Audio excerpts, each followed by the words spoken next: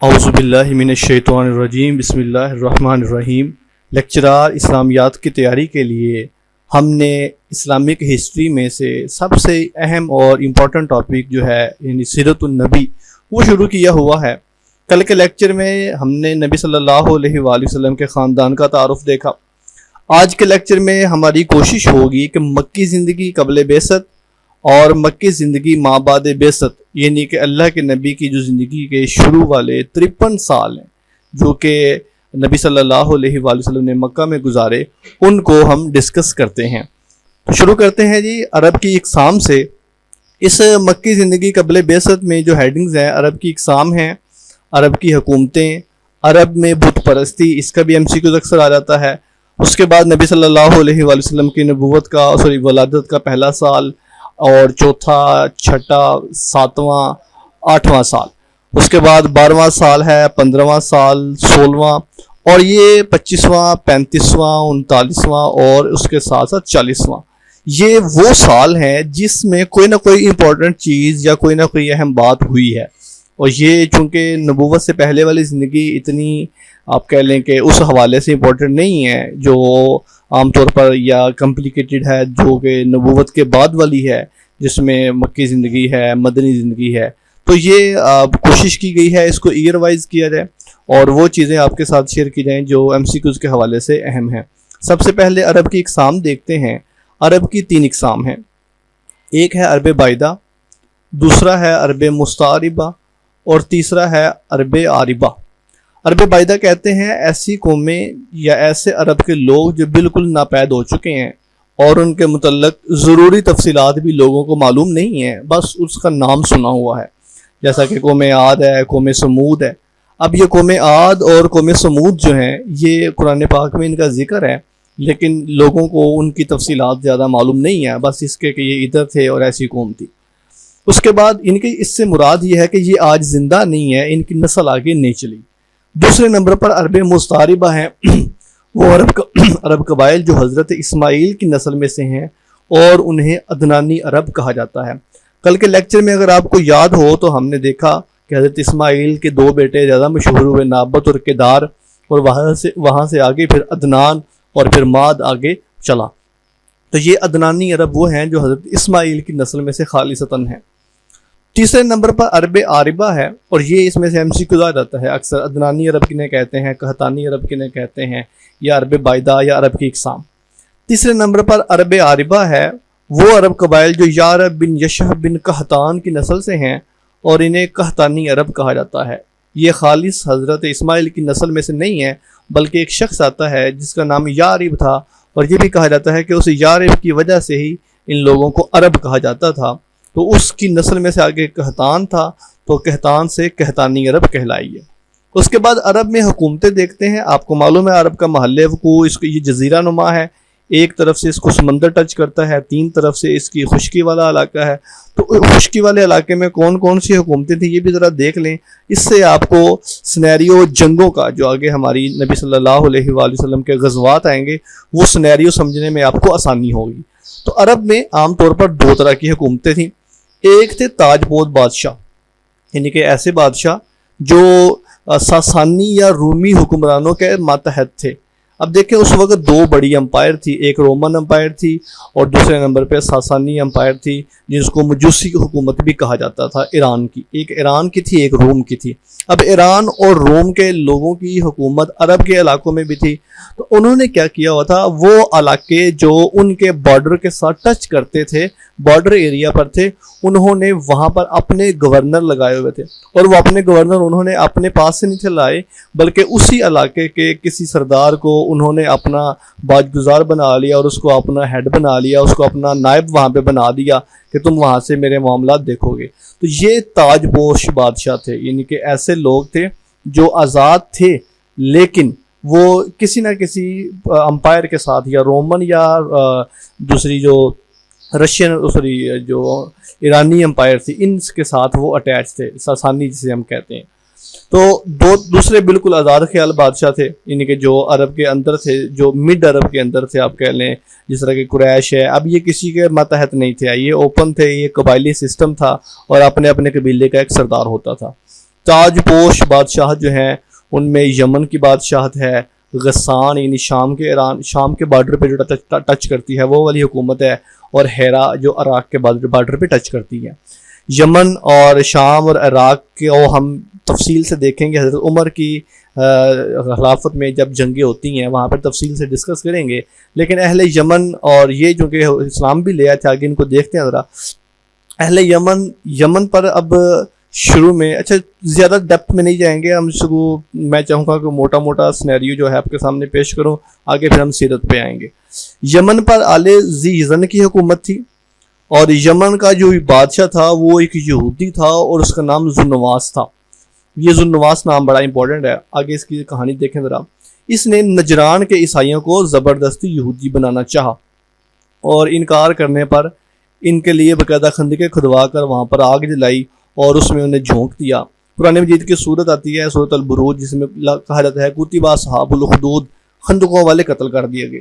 اس کے ساتھ ساتھ آپ وہ چھوٹا سا واقعہ بھی ذہن میں رکھیں جس میں ایک چھوٹا سا بچہ تاریخی روایات میں آتا ہے، اسرائیلیات میں بھی ہے، کہ جی وہ گھر سے نکلا اور بادشاہ نے اس کو جادو سکھانے کے لیے بھیجا، وہ راستے میں کسی عالم دین کے پاس، راہب کے پاس چلا گیا، اور آہستہ پھر کرتے اس نے جادو کے بجائے راہب سے دین کی تعلیم سیکھ لی، اور بادشاہ نے اس کو کبھی پہاڑ سے پھینکا وہ مرنا نہ مرا، اس کو پھر آگ میں ڈالا وہ نہ مرا، اس کو پھر سمندروں میں اس طرح بڑی کوششیں کی مارنے کی، وہ نہ مرا۔ تو بچے نے کہا کہ مجھے مارنے کا طریقہ یہ ہے کہ بسم اللہ پڑھ کے میرے اوپر تیر چلاؤ تو میں مر جاؤں گا۔ تو بادشاہ نے بسم اللہ پڑھ کر تیر چلایا تو وہ بچہ مر گیا، تو سب لوگ یہ دیکھ کر مسلمان ہو گئے۔ تو اس کے بعد پھر یہ واقعہ آتا ہے کہ اس نے کہا کہ یا تو تم اپنا مذہب چھوڑو، یعنی کہ عیسائیت چھوڑو، یہودی بن جاؤ، نہیں تو تم کو پھر آگ میں ڈال دوں گا۔ تو اس نے پھر بڑی بڑی خندقیں کھدوائیں اور اس کے اندر اس کو لوگوں کو پھینکنا شروع کر دیا۔ تو قرآن پاک میں اس کا ذکر آتا ہے قتل اصحاب الاخدود کے نام سے، اور وہاں پر ایک یہ بھی چھوٹا سا واقعہ ساتھ میں آتا ہے کہ ایک چھوٹا شیر خوار بچہ تھا ماں کی گود میں، تو ماں ہچکچائی گرنے سے، چھلانگ لگانے سے، تو بچے نے کہا چھلانگ لگا دو، یہ اصل میں جنت ہے۔ تو بہرحال یہ یمن کا اس کے ساتھ واقعہ ہمارے ساتھ کیسے ریلیٹ کرتا ہے ذرا یہ دیکھیں۔ اب یمن میں یہودیوں کی حکومت ہے، اور اس وقت جو صحیح مذہب تھا عیسائیت کا تھا۔ اس وقت جب یہ واقعہ ہوا، ذوالنواس نے خندقیں کھدوا کر عیسائیوں کو، جو اس وقت اب بیزنٹائن امپائر یا رومی عیسائی تھے، انہوں نے یہ دیکھا کہ ہمارے عیسائیوں کے ساتھ یہ ظلم ہو رہا ہے، تو انہوں نے بدلہ لینے کے لیے کیا کیا ہے کہ حبشیوں کو تیار کیا، اور 525 میں اریاد کی قیادت میں یمن پر حملہ کر دیا۔ اب یمن میں بادشاہت ہے یہودیت کی، عیسائیوں کو وہاں پر آگ میں ڈالا گیا ہے، بیزنٹائن امپائر بیچ میں انٹرفیئر کرتی ہے، اور وہ وہاں پر حبشیوں کو ساتھ لے کر یمن پر حملہ کرتی ہے اور یمن پہ قبضہ کر لیتی ہے۔ ریاض کی حبشہ یمن پہ حکومت ہو جاتی ہے۔ تو ریاض کا ایک کمانڈر ہے ابرہا، اس نے کیا کیا، اس نے اب ریاض کو قتل کر کے خود یمن کا بادشاہ بن گیا۔ اب یہ دیکھیں ریاض کہاں سے آیا ہے، ریاض آیا ہے عیسائیوں کی طرف سے۔ ریاض نے آ کر کیا کیا ہے، یمن کے عیسائیوں کو نجات دلائی ہے یہودی ذوالنواس بادشاہ کے ظلم و ستم سے۔ اب ابرہا اسی کا ایک کمانڈر ہے، اور ابرہا نے کیا کیا ہے، اپنے کمانڈر کو ہی مار کے، آپ کہہ لیں کہ اپنے سرپرست کو ہی، سپہ سالار کو مار کر یمن کا بادشاہ بن گیا۔ اب جب ابرہا یمن کا بادشاہ بنا ہے تو اس نے وہاں پر پھر خانہ کعبہ کو، وہاں پر ایک خانہ کعبہ بنایا اور کہا کہ لوگ یہاں پر آ کر خانہ کعبہ کا طواف کریں۔ وہاں پر ایک آدمی پخانہ کر گیا، تو اس نے بدلہ لینے کے لیے خانہ کعبہ کو مسمار کرنے کی کوشش کی، جس کے پھر صورت فیل یا واقعہ فیل آتا ہے، جس کے بارے میں اللہ رب العزت قرآن پاک میں فرماتے ہیں الم تر کیف فعل ربک باصحاب الفیل۔ اچھا جی نیکسٹ دیکھیں جی، اسی ابرہا نے خانہ کعبہ کو مسمار کرنے کی کوشش کی۔ واقعہ فیل میں شکست کے بعد اہل یمن نے ساسانی فارسیوں سے مدد مانگی، یعنی کہ اب دیکھیں جو یمن کے اندر پہلی حکومت تھی وہ کس کی تھی، وہ یہودیوں کی تھی۔ تو یہودیوں نے پھر کیا کیا، انہوں نے فارسیوں سے، پرشین سے مدد مانگی ہے کہ ہماری مدد کریں تاکہ یہاں سے ہم جو ابرہا اور اس کی فوج ہے اس کو یہاں سے نکال سکیں۔ تو حبشیوں کے خلاف بغاوت ہوتی ہے۔ آل ذی یزن سے حمیری کے بیٹے مادی کرب کو حکمران بنایا گیا۔ ذاتی سیکیورٹی میں موجود چند حبشیوں نے مادی کرب کو دوبارہ قتل کر دیا، اور ساسانیوں نے یمن پر ایک فارسی نسل گورنر مقرر کر دیا۔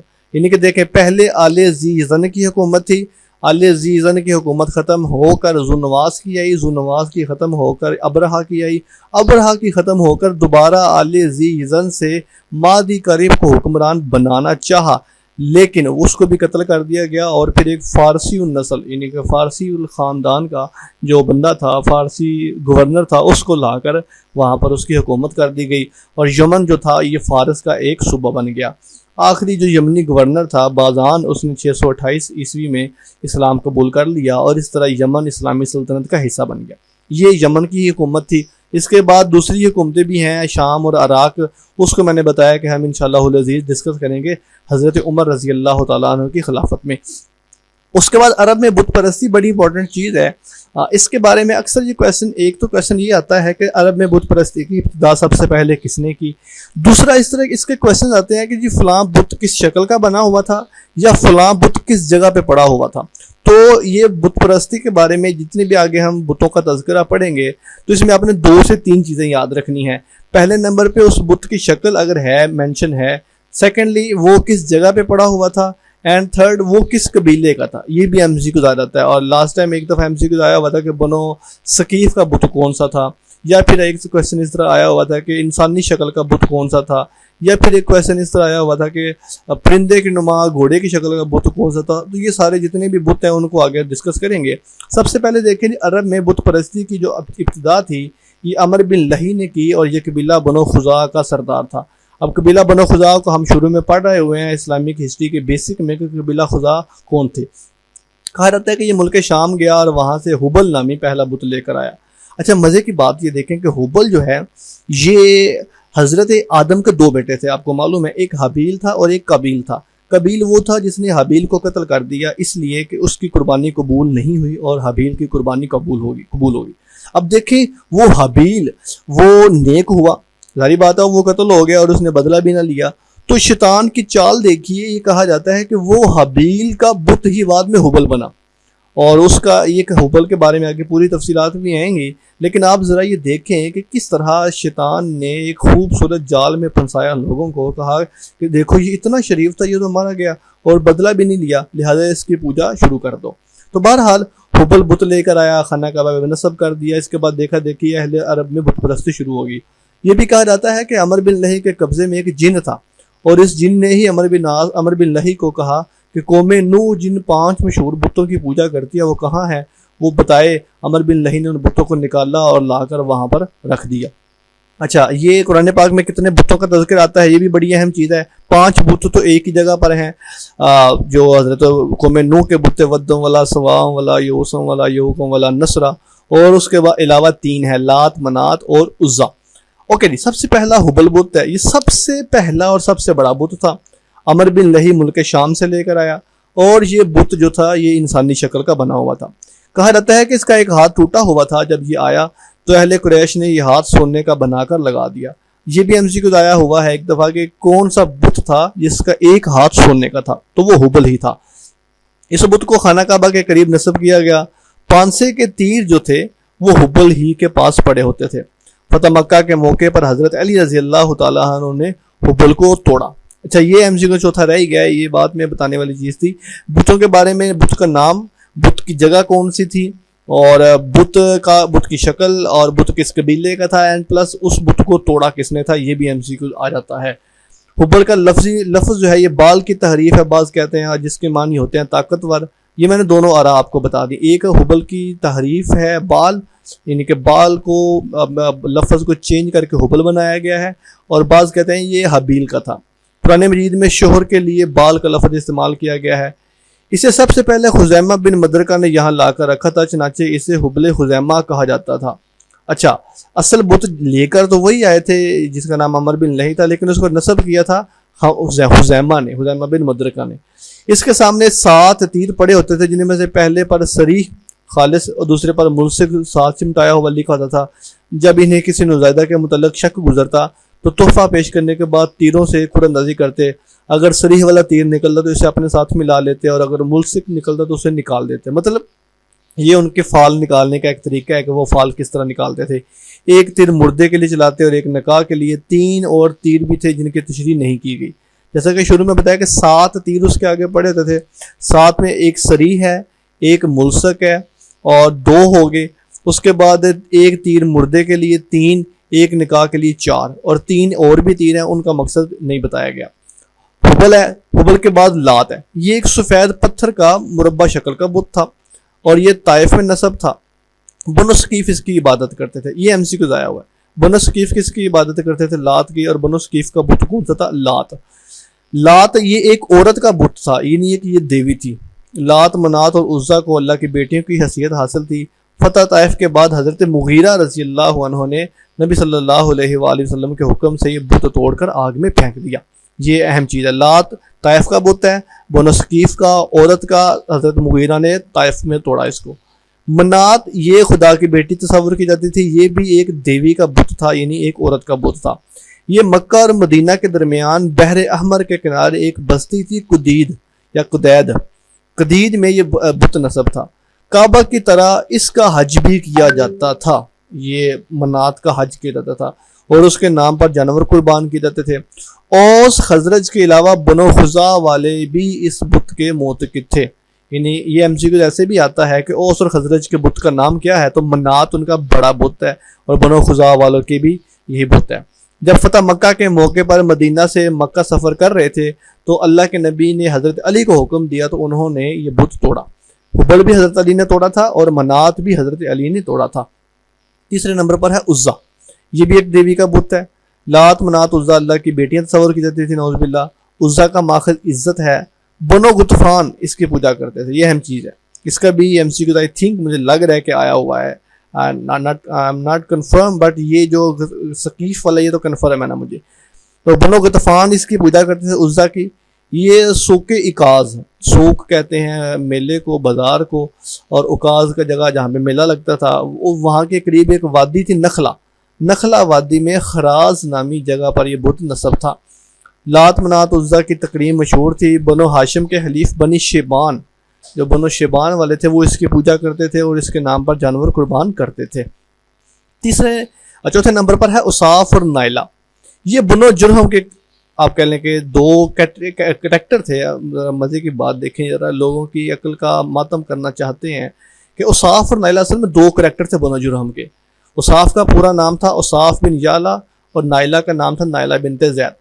یہ دونوں یمن سے حج کرنے کے لیے آئے اور کہا جاتا ہے کہ خانہ کعبہ میں انہوں نے زنا کا ارتکاب کیا تو بطور سزا اللہ نے انہیں پتھر کا بنا دیا، اور وقت گزرنے کے وہ لوگ اللہ نے پتھر کا بنایا عبرت کے لیے، تو وقت گزرنے کے ساتھ ساتھ لوگ ان سے عبرت بھی حاصل کرتے اور بعد میں انہی کی پوجا شروع کر دی کہ دیکھو یہ کتنے متبرک ہیں۔ بعد میں ظاہر بات ہے ایک پیڑھی کو تو پتہ تھا کہ یہ جو پتھر بنائے گئے ہیں یہ غلط کام کرتے ہیں اس لیے پتھر بنائے گئے ہیں، لیکن بعد میں لوگوں کو یہ شیطان نے جال دیا کہ دیکھو یہ اتنے متبرک تھے کہ ادھر آ کر انہوں نے اللہ کے سامنے اپنے آپ کو پیش کر دیا۔ یہ جو بھی کہانی سنائی ہوگی اس وقت کے لوگوں کو، یا واللہ عالم یہ ٹھیک بھی ہے کہ نہیں ہے، تو بہرحال دیکھیں کہ کس طرح شیطان کا جال شرک کے معاملے میں چلتا ہے۔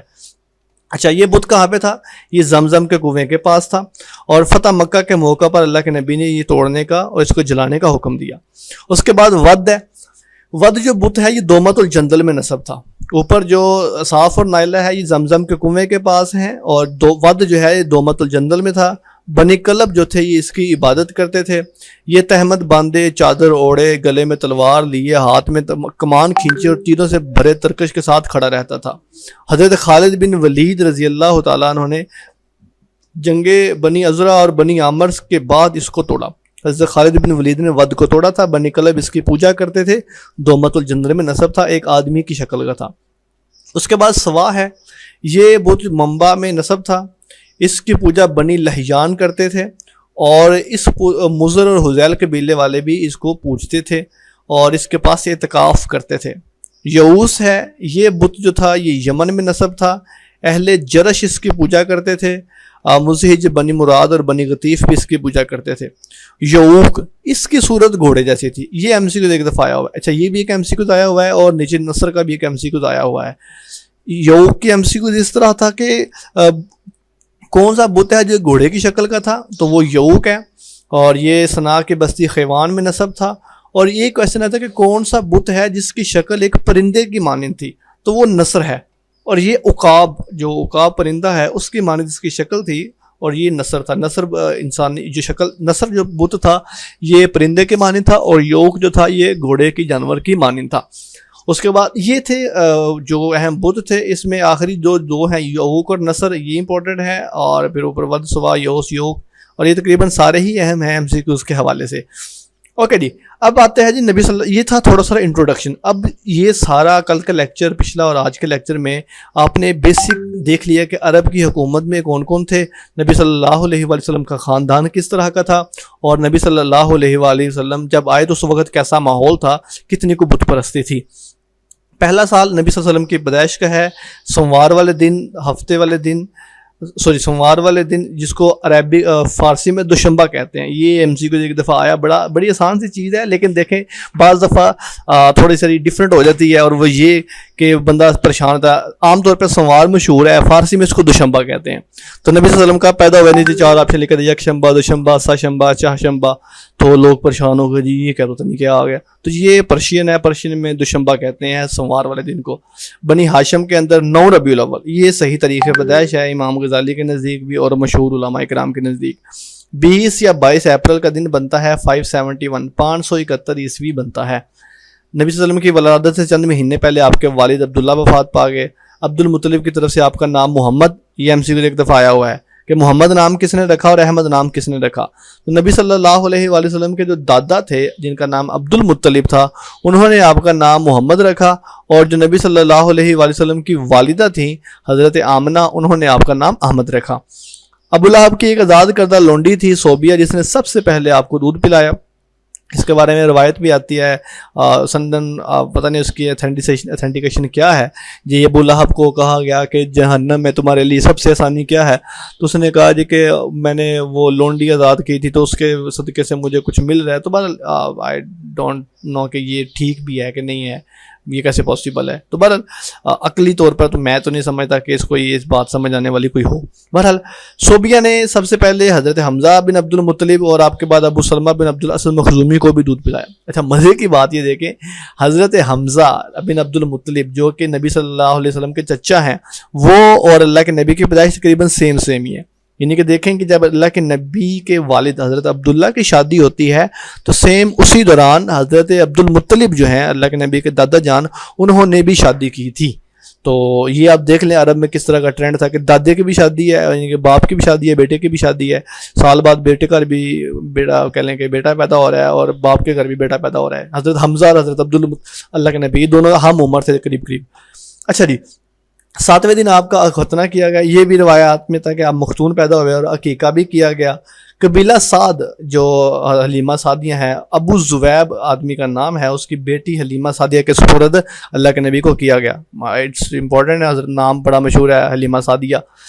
تو یہ قبیلہ سعد سے تعلق رکھتی تھی. اس کے بعد نبوت کا 4تھا سال آتا ہے. یہاں پر شق صدر کا واقعہ امپورٹنٹ ہے. شق کا مطلب ہوتا ہے پھاڑ دینا, چیر دینا. صدر کہتے ہیں سینے کو, الم نشرح لک صدرک. شق صدر کا واقعہ کتنی دفعہ پیش آیا؟ یہ 4 دفعہ پیش آیا ہے. یہ بڑی امپورٹنٹ چیز ہے. 4 دفعہ کیسے کیسے پیش آیا؟ ایک زمانہ طفولیت میں یعنی بچپن میں حضرت حلیمہ سعدیہ کے پاس آیا. دوسری دفعہ کہا جاتا ہے کہ 10 سال کی عمر میں پیش آیا, اور یہ فتح الباری میں لکھا ہوا ہے, نیچے ریفرنس اس کا لکھا ہے, آپ اس کو کوڈ کر سکتے ہیں. تیسری دفعہ بعثت کے وقت پیش آیا, اور چوتھی دفعہ معراج کے موقع پہ پیش آیا. یہ سارے ریفرنس اگر 4 نمبر پہ دیکھیں تو مسند ابی داؤد میں ہے, اور جو 5ویں نمبر والا ہے معراج والا یہ تو بخاری میں موجود ہے. حدیث نمبر 3049 ہے. تو بہرحال یہ شق صدر کا واقعہ 4تھے سال پیش آیا, 10ویں سال بعثت کے وقت اور معراج کے موقع پہ. اس طرح اللہ کے نبی 6 سال تک حضرت حلیمہ سعدیہ رضی اللہ عنہا کے پاس رہے. اب یہ پوری تفصیل ہے, اس میں واقعات ہیں, ہم ان کو اگنور کرتے ہیں. سیرت کی تفصیلی لیکچر میں وہ ہوں گے, ہم ان کو ابھی MCQ بیسڈ ہی دیکھتے ہیں. 6 سال میں حضرت والدہ ماجدہ حضرت آمنہ رضی اللہ تعالیٰ عنہ میکے میں گئی ہیں 1 مہینے کے قیام کے لیے. واپسی پر وہ وفات پاتی ہیں ابوا کے مقام پر. یہ اہم چیز ہے. یہ ابوا کا کویشچن آتا ہے ایک دفعہ کہ حضرت آمنہ کی قبر کہاں پر ہے. تو وہ یثرب اصل گئی کیوں تھی؟ اپنے شوہر کی قبر کی زیارت کی غرض سے. اوپر تفصیلات نہیں گزری ہیں. والد محترم جو تھے ان کے وہ بھی مدینہ میں ہی وفات پائے تھے, اور پردادا ہاشم جو تھے وہ غزہ فلسطین میں ان کی وفات ہوتی ہے. اس سفر میں ام ایمن اور عبد المطلب جو تھے یہ حضرت آمنہ کے ساتھ تھے. واپسی پر ان کا ابوا میں انتقال ہوتا ہے. آج کل اگر آپ جائیں تو جو مدینہ سے مکہ روڈ ہے تو ابوا اس سے کافی سائڈ پہ ایک انجان اور آپ کہہ لیں کہ ان نون راستے پہ پڑتا ہے. 6 سال کی یہ امپورٹنٹ چیز ہے، والدہ کا انتقال ہوتا ہے۔ 7ویں سال میں دادا عبد المطلب کے پاس وہ چلے جاتے ہیں۔ 8ویں سال میں اگر آئیں تو دادا محترم عبد المطلب کا انتقال ہوتا ہے، اور آپ کے بعد وہ اپنے چچا ابو طالب کی پرورش میں آ گئے، اور 40 سال تک، جب دیکھیں ذرا حضرت ابو طالب کم و بیش انہوں نے 40 سال تک نبی صلی اللہ علیہ وآلہ وسلم کی آپ کہہ لیں کہ بھرپور ان کو قوت پہنچائی ہے۔ یعنی کہ آپ دیکھیں کہ 8 سال کی عمر ہے، اور 8 سال کی عمر میں وہ دادا جو ہیں وہ چلے گئے ہیں، تو اس کے بعد اللہ کے نبی کو نبوت ملی ہے 40 سال کی عمر میں۔ 38 سال تو یہ بنتے ہیں، اور 2 سال آپ اوپر لگا لیں نبوت ملنے کے بعد۔ جو شروع والے 3 سال تھے وہ خفیہ تبلیغ کی تھی، بعد میں جب اوپن ہوتی ہے تبلیغ، اور پھر اللہ کے نبی کی جو حضرت ابو طالب کی جو وفات ہوتی ہے وہ تقریباً 10 ہجری میں 10 نبوی میں ہوتی ہے، عام الحزن میں جا کے۔ تو یہ تقریباً 40 سال سے بھی زیادہ عرصہ بنتا ہے حضرت ابو طالب نے جو اللہ کے نبی صلی اللہ علیہ وآلہ وسلم کی بھرپور سپورٹ کی ہے، ہر طرح سے ان کو آپ کہہ لیں کہ بھرپور ان کی مدد کی ہے کسی بھی حوالے سے۔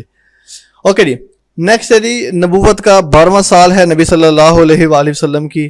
آپ اپنے چچا کے ساتھ شام کے پہلے تجارتی سفر میں گئے، اور بصرہ کے علاقے میں جرجیس نامی ایک راہب تھا، اور جو بحیرہ کے لقب سے مشہور تھا، اور اس راہب نے آپ کی نبوت کی پیشین گوئی کی، اور ابو طالب کو کہا کہ اس بچے کو واپس بھیج دو، کہیں اہل شام اس کے یہودی اس کو نقصان نہ پہنچائے۔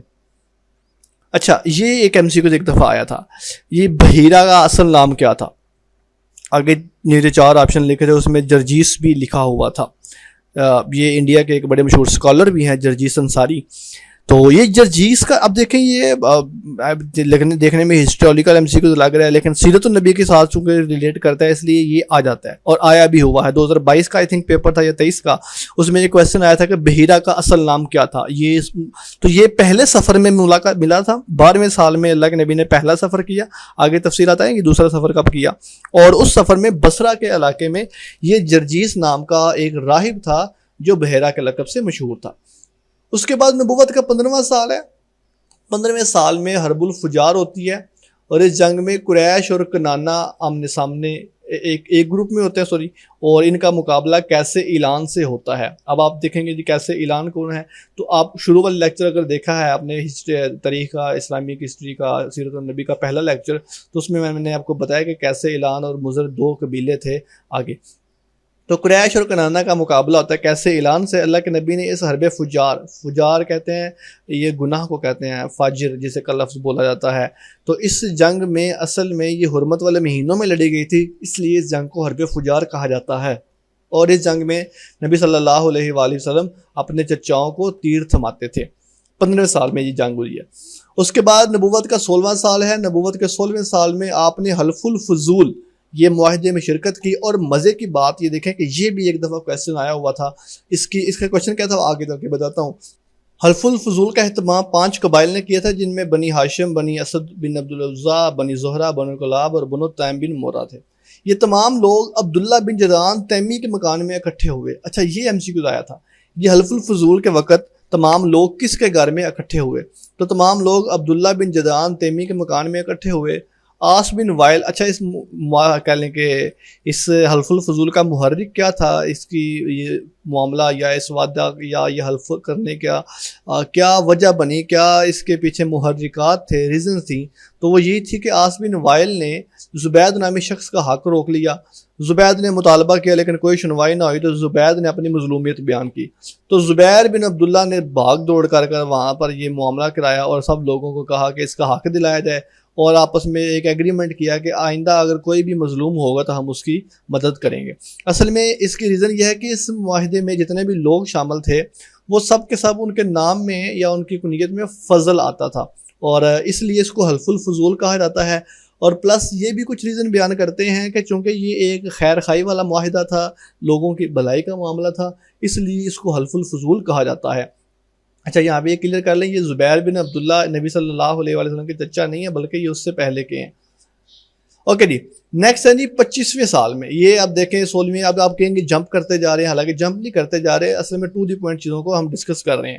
اس کے بعد 25واں سال ہے، حضرت خدیجہ کا مال لے کر تجارت کا دوسرا سفر کیا۔ اب پہلا سفر اپنے چچا کے ساتھ ابو طالب کے ساتھ کیا، اور دوسرا سفر تجارتی مال لے کر شام کا سفر کیا۔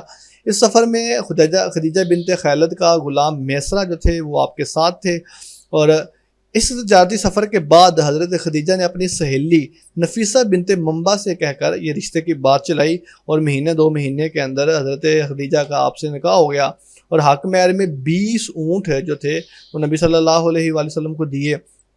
اچھا، یہاں پر بھی دیکھیں کہ حضرت ابراہیم کے علاوہ آپ کی جتنی بھی اولاد ہے وہ حضرت خدیجہ رضی اللہ عنہا کے بطن سے ہوئی ہے، اور سب سے پہلے اللہ کے نبی کے جو سب سے بڑے بیٹے تھے اس کا نام قاسم تھا، اس لیے ان کی طرف نسبت کرتے ہوئے آپ صلی اللہ علیہ وآلہ وسلم کی جو کنیت تھی وہ ابو القاسم تھی۔ اس کے بعد زینب، رقیہ، ام کلثوم، فاطمہ اور عبداللہ پیدا ہوئے۔ اب یہ بیٹوں کی ترتیب ہے، سب سے پہلے قاسم، پھر زینب، پھر رقیہ، پھر ام کلثوم، پھر فاطمہ، اور پھر عبداللہ پیدا ہوئے۔ یہ عبداللہ ہی ہیں جن کا لقب طیب اور طاہر ہے۔ تو بہرحال یہ ایک اولاد کا بیچ میں سب سیگمنٹ آ گیا۔ تو 25ویں سال میں حضرت خدیجہ سے نکاح ہوتا ہے اور شادی ہوتی ہے۔ اس کے بعد 35واں سال ہے، اس سال بیت اللہ کی جو تیسری تعمیر ہوتی ہے نبوت، یعنی کہ آپ کہہ لیں کہ اس وقت اللہ کے نبی کی عمر 35 سال تھی۔ تو اس میں پورا واقعہ آتا ہے، تفصیلات یہ ہیں کہ بلکہ ہم اس میں نہیں جائیں گے کہ خانہ کعبہ میں سیلاب آ گیا، عمارت بیٹھ گئی، تو لوگوں نے کہا جی کہ خانہ کعبہ کو تعمیر کرنا چاہیے۔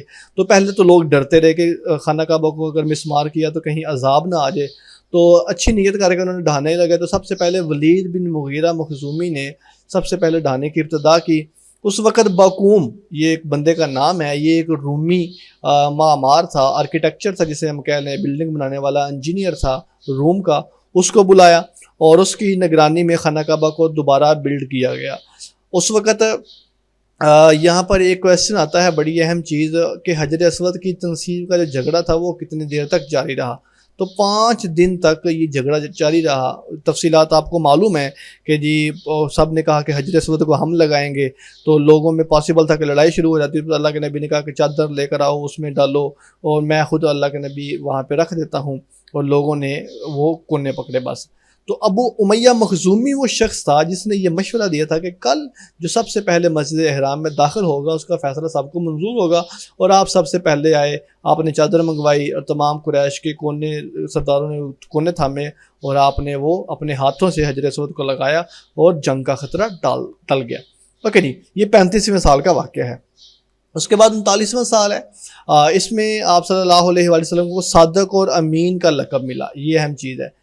یہ 39واں سال تھا، یعنی کہ 39 years have spent of the life of محمد صلی اللہ علیہ وآلہ وسلم اینڈ، اور ان کے جو فالورز تھے، کہ اس وقت فالور تو نہیں تھے، ان کے جاننے والے جو تھے انہوں نے آپ کو کہا ہی از صادق اور امین۔ اس کے بعد 40واں سال ہے، اور یہ آپ کو نبوت ملتی ہے، وہی سے 6 ماہ پہلے تک سچے خوابوں کا دورانیہ رہا ہے۔ یہ ہم کچھ بھی آتا ہے کہ نبوت سے پہلے سچے خواب کتنی دیر تک اللہ کے نبی کو آتے رہے، تو سچے خواب کا دورانیہ جو تھا وہ 6 ماہ تک تھا۔ اس کے بعد 40ویں سال میں 21 رمضان المبارک، یہ اب ذرا ڈیٹ مینشن کر لیجیے گا، اور میں آپ کو مزے کی بات بتاؤں، یہ ایک دفعہ MCQ آیا تھا کہ پہلی وحی کب نازل ہوئی، جیسے 4 آپشن لکھے ہوئے ہیں، 610، 611، 612، 613۔ تو 610 عیسوی کو، یہ عیسوی گریگورین کیلنڈر جو ہے اس کا MCQ، چونکہ یہ اہم چیز ہے، اس کا بھی آ جاتا ہے۔ 21 رمضان دوشنبہ کا دن تھا، یہ بھی دیکھ لیں، دوشنبہ یعنی سوموار کا دن تھا، اور 10 اگست یہ بنتی ہے، اور 610 عیسوی غار حرا میں سورۃ العلق کی پہلی 5 آیات نازل ہوتی ہیں۔ سورۃ العلق 19ویں، اس کے ٹوٹل 19 آیات ہیں، سورۃ نمبر 96 ہے، اور آخری سجدہ قرآنی جو ہے وہ بھی سورۃ العلق میں ہی ہے۔ پہلی وحی کے بعد 10 دن تک وحی کی بندش رہتی ہے، اور اس دورانیہ کو فترۃ الوحی کہا جاتا ہے۔ اچھا، کچھ لوگوں نے فترۃ الوحی کا ڈیوریشن 3 ماہ لکھا ہے، کچھ نے 2 سال بھی لکھا ہوا ہے، کچھ نے 6 ماہ لکھا ہوا ہے۔ تو یہ جو صاحب رحیق المختوم ہے صفی الرحمان مبارک پوری رحمہ اللہ، ان کے نزدیک وحی کی بندش جو تھی وہ 10 دن تک رہی تھی، اور اس ڈیوریشن کو فترۃ الوحی کہا جاتا ہے۔ اچھا، دوسری وحی جو تھی وہ یا ایھا المدثر تھی، یہ بھی ایک دفعہ MCQ آیا۔ اب دیکھیں اس ایک پیراگراف میں 4 MCQ آ چکے ہیں۔ فترۃ الوحی کا MCQ بھی آیا ہوا ہے، پہلی وحی عیسوی کو نازل ہوئی یہ بھی آیا ہوا ہے، سچے خوابوں کا دورانیہ 6 ماہ یہ تیسرا MCQ ہے، اور دوسری وحی کون سی ہے، یہ یا ایھا المدثر ہے، یہ بھی آیا ہوا ہے۔ اور مزے کی بات دیکھیں، نبی صلی اللہ علیہ وآلہ وسلم نے حضرت جبرائیل کو 2 دفعہ اصلی حالت میں دیکھا، یہ بھی ایک دفعہ MCQs آ چکا ہے۔ اب یہ دیکھیں، یہ بڑی امپورٹنٹ چیز ہے، یہ سیرت النبی میں آتی ہے۔ اوکے جی، یہ تھا سارا 40 سالوں کا ڈیوریشن نبی صلی اللہ علیہ وآلہ وسلم کا، آپ کہہ لیں کہ مکی زندگی کا، نبوت سے پہلے تک۔ اب آتے ہیں جی دوسرا ٹاپک جو ہے وہ ہے مکی زندگی ماں بعد بعثت نبی صلی اللہ علیہ وآلہ وسلم. اب اس میں دیکھیں ذرا، ایک نبوی ہے، دو، اب اس میں چونکہ 1 بائی 1 چلیں گے، 3 4 5 6 اینڈ 7 ہے، 8 ہے، 9 ہے اور لاسٹ پہ 10 ہے. سوری 13 سال، سوری یہ 13 سال بنتے ہیں، 11 12 اور 13. اوکے جی، میں کوشش کروں گا کہ ہم اس کو لازمی ایک ہی لیکچر میں کور کریں. اگرچہ یہ لیکچر تھوڑا لینتھی ہو چکا ہے، لیکن چونکہ یہ ٹاپک بڑا انٹرسٹنگ ہے اس لیے ہم اس کو لازمی کریں گے. پہلی نبوی جو ہے نبوت کا وحی کا آغاز ہوتا ہے، تبلیغ کا حکم دیا گیا اور خفیہ تبلیغ. سب سے پہلے نبی صلی اللہ علیہ وسلم نے خفیہ تبلیغ کی اور 3 سال تک خفیہ تبلیغ کا دورانیہ ہے. ابتدا میں 2 رکعت نماز تھی، 2 صبح اور 2 شام، مینشن نہیں تھے فجر اور عصر، بس 2 صبح کو اور 2 شام کو رکھتے نماز پڑھنی ہوتی تھی.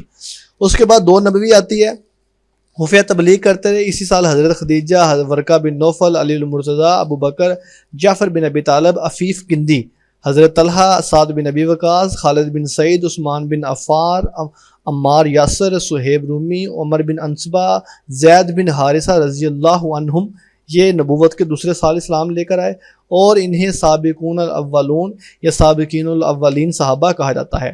اس کے بعد 3 نبوی ہے. 3 نبوی میں آپ کے متبنہ حضرت زید بن حارثہ کے بیٹے حضرت اسامہ کی ولادت ہوتی ہے.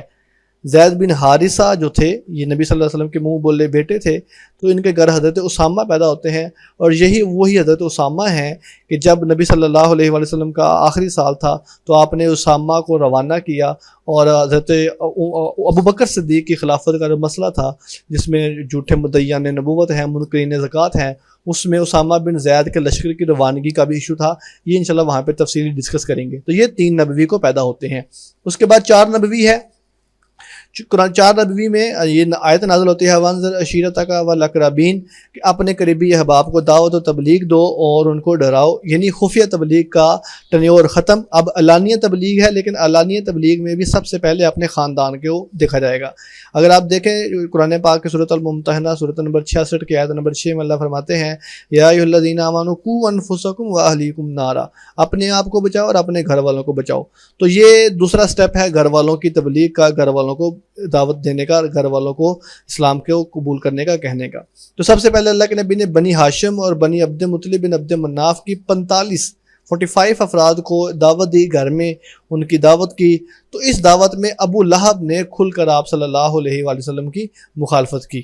اس کا واقعہ بھی آتا ہے، وہ جو آیت ہے نا تبت یدا ابی لہب وتب، وہ ایک الگ موقع کے اوپر ہے. تو یہ سب سے پہلے انیشیل سٹیپ تھا، پہلی میٹنگ تھی 45 لوگوں کو. اسی سال آپ نے کوہ صفا پہ چڑھ کر یا صباح کی آواز لگا کر اہل مکہ کو دعوت دی. اسی سال اہل مکہ نے ایک وفد ابو طالب کے پاس بھیجا کہ اپنے بھتیجے کو نئے دین کی تبلیغ سے روکے. اسی طرح چوتھے سال ہی ولید بن مغیرہ کے خلاف سورۃ المدثر کی 16 آیات نازل ہوئیں. یہ ایم سی کیوز اہم ہے. ولید بن مغیرہ کے خلاف کون سی صورت نازل ہوتی ہے؟ سورۃ المدثر. اینڈ آئی ریکمینڈ کہ آپ یہ سورہ مدثر کی 16 آیات لازمی پڑھیے گا. یہ اس کے بارے میں بعض دفعہ ایسے ایم سی کیوز آتا ہے کہ آیت کا ایک ٹکڑا لکھا ہوتا ہے اور یہ لکھا ہوتا ہے کہ یہ آیت کس کے بارے میں نازل ہوئی، نیچے 4 آپشن لکھے ہوتے ہیں. تو ولید بن مغیرہ کے بارے میں سورہ مدثر کی آیات نازل ہوتی ہیں. اسی سال ہی سعد بن ابی وقاص نے مسلمانوں کے لیے پہلا خون بہایا، اور سعد بن ابی وقاص وہ ہیں جو نبی صلی اللہ علیہ وآلہ وسلم کے رشتے میں ماموں لگتے ہیں، اور اشرم وشرہ کے لیکچر میں انشاءاللہ ہم ان کا تفصیلی تعارف بھی دیکھیں گے.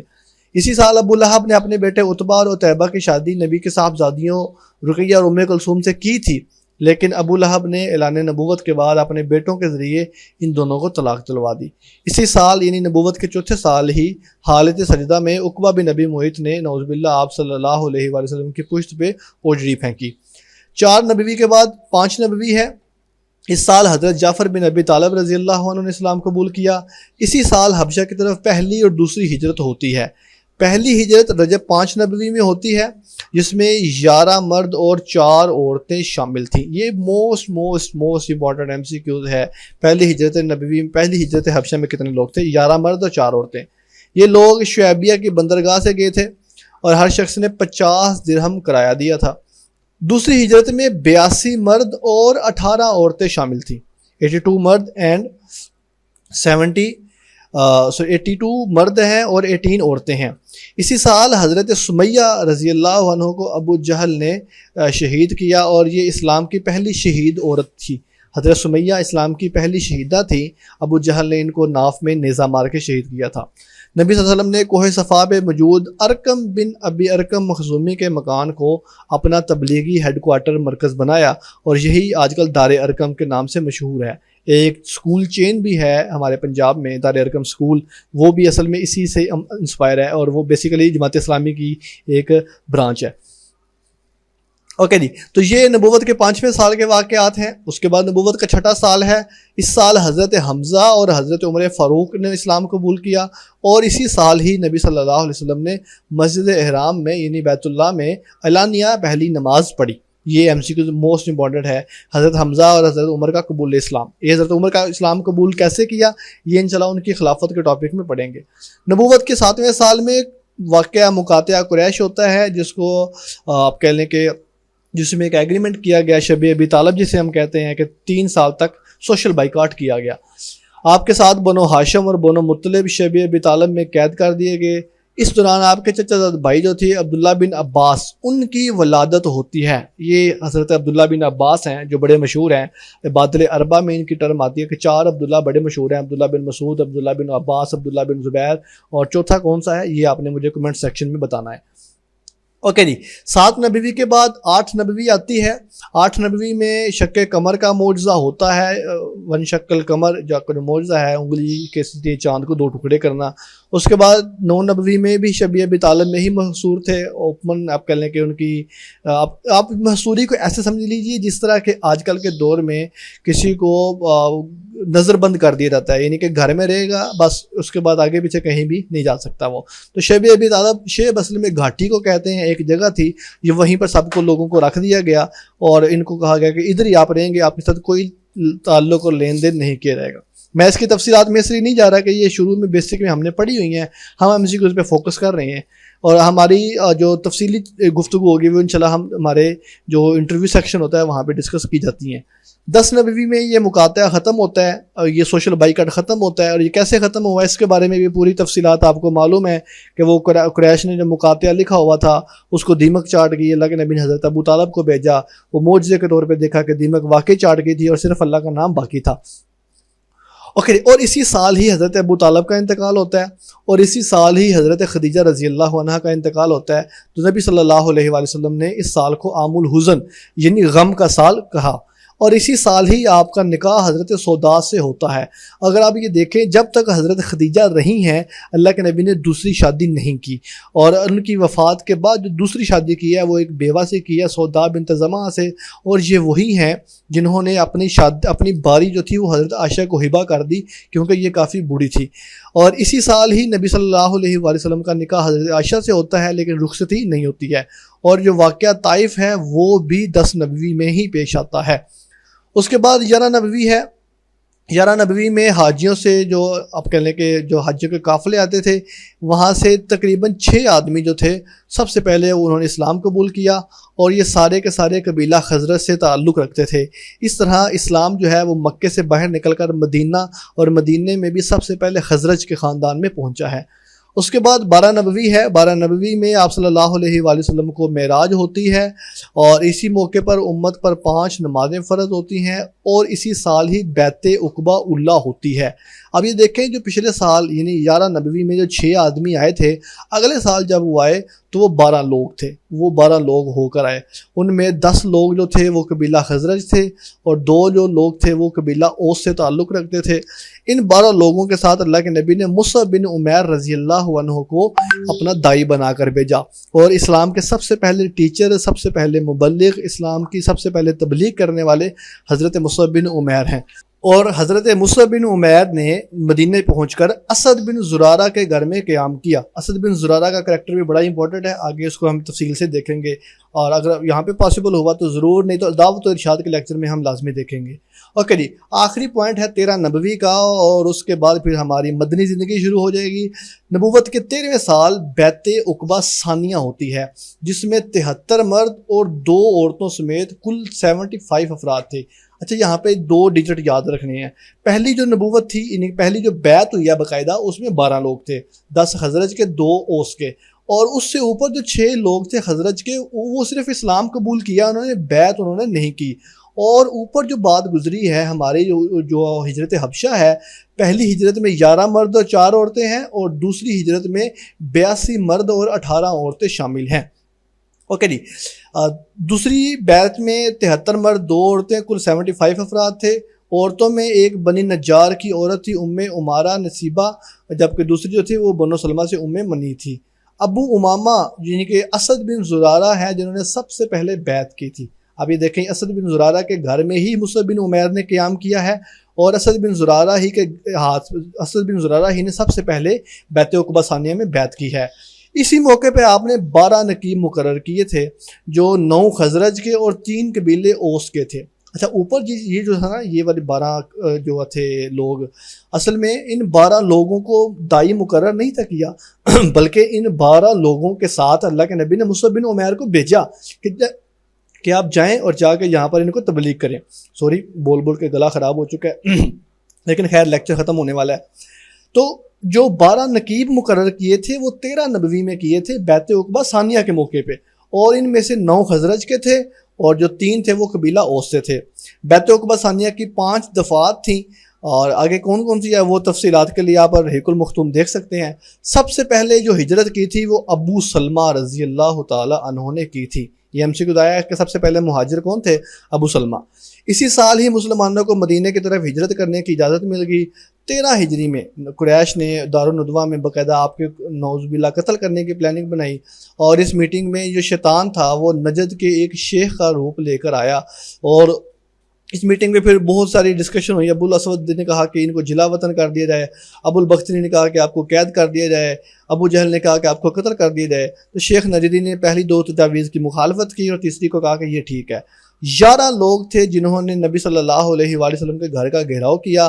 نبی صلی اللہ علیہ وسلم حضرت جبرائیل نے آپ بتایا، آپ نے قریش کو آپ کہہ لیں کہ قریش کی سازش سے آگاہ کیا، تو نبی صلی اللہ علیہ وآلہ وسلم حضرت ابو بکر کو لے کر وہاں سے ہجرت کے لیے نکل پڑے ہیں۔ ہجرت کے واقعات کیا ہیں یہ انشاءاللہ العزیز آگے ہجرت کے واقعات ہیں، اور انشاءاللہ العزیز اس کو ہم نیکسٹ لیکچر میں دیکھیں گے۔ ابھی تک کے لیے اتنا ہی ہے، آپ کا بہت شکریہ۔ انشاءاللہ ملاقات ہوتی ہے آپ سے ایک نئے لیکچر میں۔ اللہ حافظ النصر۔